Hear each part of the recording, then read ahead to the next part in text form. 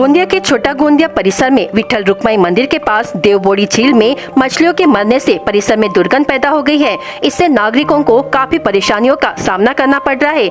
यह झील छोटा गोंदिया क्षेत्र में स्थित है और यहाँ पर गोंदिया शहर से दूषित पानी जमा होता है। कई बार स्थानीय नागरिकों ने इसकी शिकायत नगर परिषद और जिला प्रशासन से की है, लेकिन प्रशासन ने इस ओर ध्यान नहीं दिया। इस जगह पर हर साल मछलियाँ मरती है, लेकिन इस साल बड़ी संख्या में मछलियों के मरने से नागरिकों को काफी परेशानी उठानी पड़ रही है और बदबू के कारण नागरिकों का जीना मुश्किल हो गया है। इसलिए स्थानीय नागरिकों ने मांग की है कि प्रशासन 24 घंटे के अंदर इस पर कोई ठोस कदम उठाए। उपाय योजना नहीं करने पर स्थानीय नागरिकों ने भूख हड़ताल पर जाने की चेतावनी दी है।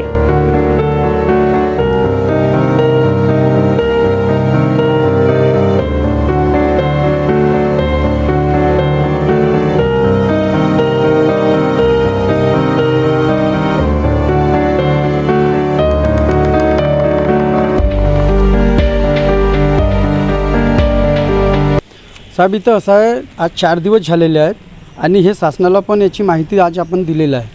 कलेक्टर साहेबांसोबतही बोललं झालं, प्रलजय नायर साहेबांसोबत आणि नगरपरिषदेच्या अधिकाऱ्यांसोबतही बोललं झालं। हे खूप पुराणी बोडी आहे आणि दरवेळेला ह्या उन्हाळ्याच्या वेळेला या ठिकाणी हा त्रास वाढतो आणि आता कमीत कमी इथं त्या मासळ्यांना किडे लागून गेलेले आहेत। 10-15 हजार मासळ्या इथं मेलेल्या आहेत आणि इथले जे लोक आहेत ते बिचारे आज 2 दिवस अगोदर ह्या आईची तब्येत खराब झाली आणि 5-10 लोक त्या पटले डॉक्टरांची इथं जाऊन दवा घेतलेला आहे, घरी जेवू नाही शकत। हा पूर्ण छोटा गोंदिया परिसरामध्ये हा मासळ्यांचा वाद जिथं जिथं हवा जातो तिथपर्यंत तो मासळ्यांच्या वाजातून लोक इथं राहू नाही शकत आहे। काही लोक आपल्या रिश्तेदारांकडे जाऊन सरी राहत आहेत आणि याच्यावर ह्या 24 तासामध्ये कमीत कमी शासनाने याच्यावर काहीतरी ॲक्शन घ्यायला पाहिजे आणि याची ते जे मार्ग लागत आहे ते आपल्याला तो व्हायला पाहिजे।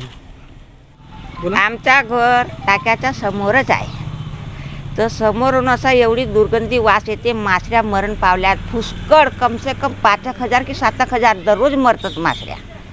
तर याच्यासमोर राहून नाही हो, उलट्या येवाला पाहतात। त्याच्या हाती कोणी लोक म्हणतात की मला राहून नाही होय, तर नगरपरिषदेच्या शाळेमध्ये जाऊ का करू, असा जीव माझ्या लागते ना, घाबरते परिवार धरून एकदमच। पहिले 20 साल पहिले आम्ही टाक्याचा पाणी पूर्ण भरत होतो, त्याच्यानंतर एवढी गंदगी आली आहे की पूर्णच गंदगी आली आहे, भयंकरच एकदम।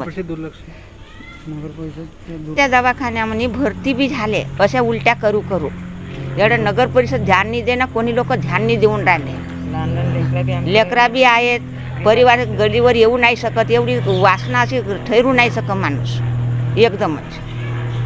पहिले दररोज आम्ही तर पाणी नेत होतो, कपडे बर्तन भांडे सर्व काही करत होतो। आता कोणी लक्ष देऊन नाही राहिले। आता कसा का करावाचा आहे का नाही ते नगर परिषदेचे लोक करतात का कोणते आणखी लोक का करतात, याचं कोणीतरी आम्हाला सांगा।